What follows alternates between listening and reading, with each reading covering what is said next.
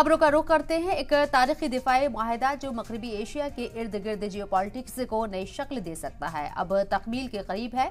America और Saudi अरब के बीच एक काफी अहम दिफाई मुआहदा तय होने वाला है, जिस पर जल्द ही मुहर लग सकती है। वहीं रिपोर्ट्स के मुताबिक ये मुआहदा आर्टिफिशियल इंटेलिजेंस कॉपरेशन से मुतालिक है। कहा जाता है कि सऊदी अरब और अमेरिका एक डिफेंस के हवाले से मुआहदा करने वाले हैं, जिसमें न्यूक्लियर और आर्टिफिशियल इंटेलिजेंस का मुद्दा काफी अहम होगा।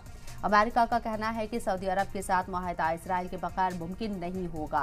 कहा जाता है कि प्लान बी के तौर पर डब किया गया नया मुआहदा इजराइल के साथ सऊदी के मामूल पर लाने वाले ट्राइलेटरल एग्रीमेंट से अलग होगा। वह रिपोर्ट्स के मुताबिक प्लान बी उस वक्त काम कर सकता है जब इजराइल हमास से जंग खत्म हो जाए।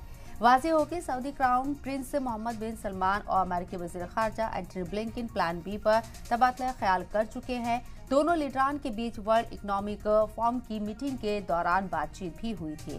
ज़राए के मुताबिक अमेरिका और सऊदी अरब डील का न्यूक्लियर पार्ट रियाज को रिफाइंड यूरेनियम पाउडर को गैस में तब्दील करने के प्लांट की इजाजत दे सकता है, लेकिन सऊदी अरब को इब्तदाई तौर पर अपनी जमीन पर यूरेनियम गैस के फैलाव की इजाजत नहीं होगी।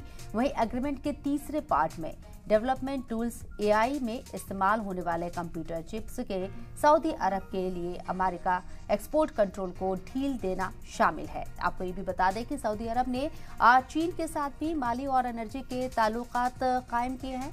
2022 में रियाद और बीजिंग ने ड्रोन बैलिस्टिक मिसाइल और एंटी ड्रोन लेजर डिफेंसेस की खरीदारी के लिए $4 बिलियन का मुआहदा हुआ था।